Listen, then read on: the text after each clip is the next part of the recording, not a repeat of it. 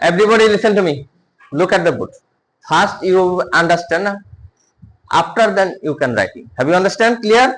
Look at the board. প্রথমে লিখছি কাল। কাল মানে কি? টেন্স। টেন্স আমি বলছি আজকে যে বাংলায় টেন্স শিখবো। বাংলায় যদি পারি আমি তাহলে ইংরেজিতে পারবো। কথা ক্লিয়ার বুঝাইতে পারছি? এখানে লেখা আছে যে কাল, এটা ভাগ করা হয়েছে বর্তমান, অতীত, ভবিষ্যৎ। আমি যেভাবে লিখছি বোর্ডের মধ্যে আপনি এইভাবে খাতায় তুলবেন।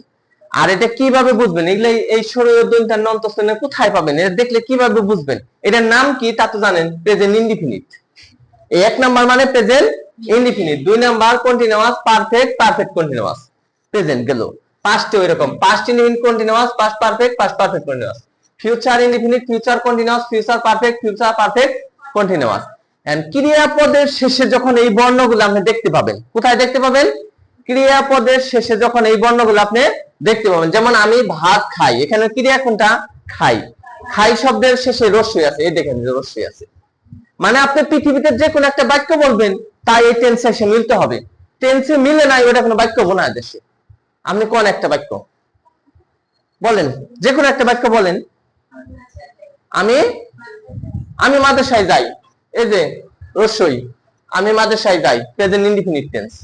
অন্য কিছু বলেন, যা মন চায় বলেন যে আমি 4 বছর আগে শ্বশুর বাড়ি গিয়েছিলাম, তাহলে কি হবে? এই যে গিয়েছিলাম, ছিলাম, এই যে ছিলাম, এই যে লাম, present in past indefinite tense. তোর আমি দেখানি, দেখবো, তোর তুমি কথা শুনোস না আজকে, নিব, এই যে বো, ফিউচার ইনডিফিনিট টেন্স। মানে আপনি একটা বাংলা বলেন, যদি এই টেন্স না মিলে কিছু আমি জরিমানা দিব। কথা বুঝতে পারছেন? আপনি যে হ্যাঁ খেলিয়া থাকবো, এই যে ইয়া থাকবো, ফিউচার পারফেক্ট টেন্স। ঠিক আছে? যে কোনো টেন্স মিলাইতে গেলে আপনি খালি বাংলার ক্রিয়াটা বুঝবেন, যে বাংলার ক্রিয়ার শেষে কোন বর্ণটা আছে। কথা ক্লিয়ার বুঝাইতে পারছি? বাংলা ক্রিয়ার শেষে কোন বর্ণটা আছে এবং ওই বর্ণের নাম টেন্স অনুযায়ী নাম মনে রাখতে হবে। ঠিক আছে? যে ওই বর্ণটা কোন টেন্সের মধ্যে আছে, তাহলে আপনি 12টা টেন্সের নাম আগে মুখস্থ থাকতে হবে এবং 12টা টেন্সের অনুযায়ী এই যে আমি সিকোয়েন্স সাজাইছি। এটা যেমন একটা বাক্য আমি বলি, আমি ভাত খাই, আমি ভাত খাইতেছি, আমি ভাত খাইছি, আমি ভাত খাই 5 মিনিট যাবত খাইতেছি। তাহলে এটা অন্য কিছু দেন, পাখি আকাশে উড়ে, পাখি আকাশে উঠতেছে, পাখি আকাশে উড়েছে, পাখি 5 মিনিট যাবত আকাশে উঠতেছে। ফ্যান ঘুরে, ফ্যান ঘুরতেছে, ফ্যান ঘুরেছে, ফ্যান 5 মিনিট যাবত ঘুরতেছে। আমি লিখি, আমি লিখতেছি, আমি লিখেছি, আমি 5 মিনিট যাবত লিখতেছি। আমি তোমাদেরকে পড়াই, আমি পড়াইতেছি, আমি পড়াইছি, আমি 5 মিনিট যাবত পড়াইতেছি। মানে যে কোনো বাংলা নেবেন, ওই বাংলাকে আপনি এরকম 4টা করে বানানোর চেষ্টা করবেন। অতীতে আসেন, যেমন আমি তাকে দেখেছিলাম, আমি তাকে দেখতেছিলাম, আমি তাকে দেখিয়াছিলাম, আমি তাকে 5 মিনিট যাবত দেখতেছিলাম। ভবিষ্যতে আসেন, যে আমি তোকে দেখে নিব, আমি তোকে দেখতে থাকবো, আমি তোকে দেখিয়া থাকবো, আমি 5 মিনিট যাবত তোকে দেখতে থাকবো। মানে যাই কিছু বলেন আপনি 4টা বানাবেন। প্রেজেন্টে 4টা, অতীতে 4টা এবং ফিউচারে 4টা। 12টা একটা, তাহলে একটা বাক্য দিয়ে যখন 12টা বানাবেন তখন সেটা, যেমন আমি মাদ্রাসায় যাই, আমি মাদ্রাসায় যাইতেছি, আমি মাদ্রাসায় গিয়েছি, আমি 5 মিনিট মাদ্রাসায় যাইতেছি, আমি মাদ্রাসায় গিয়েছিলাম, আমি মাদ্রাসায় যাইতেছিলাম, আমি মাদ্রাসায় যাইয়াছিলাম, আমি মাদ্রাসায় 5 মিনিট যাবত যাইতেছিলাম, আমি মাদ্রাসায় যাব, আমি মাদ্রাসায় যাইতে থাকবো, আমি মাদ্রাসায় যাইয়া থাকবো, আমি মাদ্রাসায় 5 মিনিট যাবত যাইতে থাকবো। শেষ কথা। যে কোনো বাক্যকে আপনি 12টা বলার প্র্যাকটিস করতে হবে। আমি কথা ক্লিয়ার বুঝাইতে পারছি? তাহলে এটা আপনারা, এইটা আরেকটা কথা বলে রাখি, এটা আমার গ্রুপে পাবেন বা আমার চ্যানেলের মধ্যে পাবেন। আপনারা এই কথাগুলো হুবহু ভাবে আপনি বারবার শুনে নিতে পারবেন। একটা জিনিস মিলতেছে না, তাহলে আবার শুনলেন, এটা বারবার শুনে নিলে আমি মনে করি যে আপনার জন্য বেটার।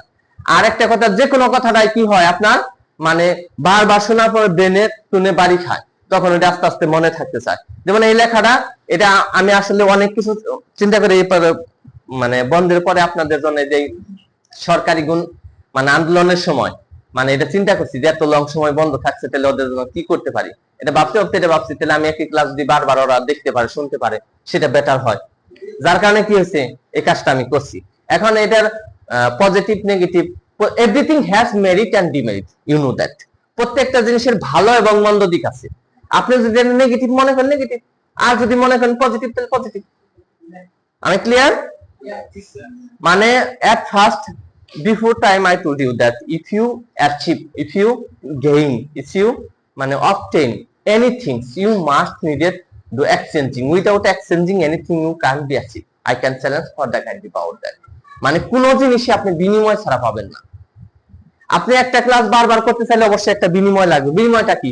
আপনি অ্যাপসে ঢুকতে হবে, দেখতে হবে। কথাটা বুঝেন নাই? মানে আপনাদের কারোর সাথে কেউ যদি আমার লিংক না পেয়ে থাকেন, তাহলে আমাকে পরবর্তীতে জানালে বা একটা হোয়াটসঅ্যাপে মেসেজ করলে আমি লিংক দিয়ে দিতে পারবো। কথা ক্লিয়ার বুঝাইতে পারছি?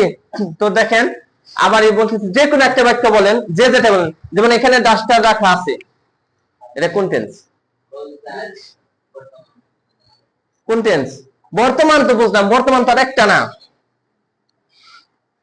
বর্তমানে তোর দাদা আছে, তুই আছিস, তোর বাপে আছে, তোর নাতিপুতি আছে, কিন্তু সবাই বল কেন?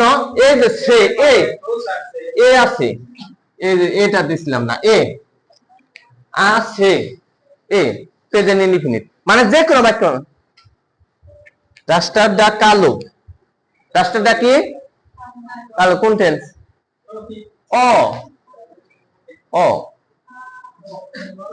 কালো, ও ঠিক আছে, প্রেজেন্ট ইনডিফিনিট টেন্স। মানে আমি ডাস্টার দেখি, ওই যে রস্যই, যাই বলবেন তোমার কথা শুনলে আমার ভালো লাগে। কোন টেন্স? প্রেজেন্ট, ওই যে লাগে, এ। মানে আপনি এমন কোন বাক্য বলতে পারবেন না যে এই বাইরে টেন্সের, বাংলার বাইরে যাইতে পারবে। যদি যায় আমারে দেখাই দিলে আমি উপকৃত হব, চেষ্টা করব সেটা আবার নতুন করে শেখার জন্য। ধন্যবাদ সবাইকে। আসসালামু আলাইকুম।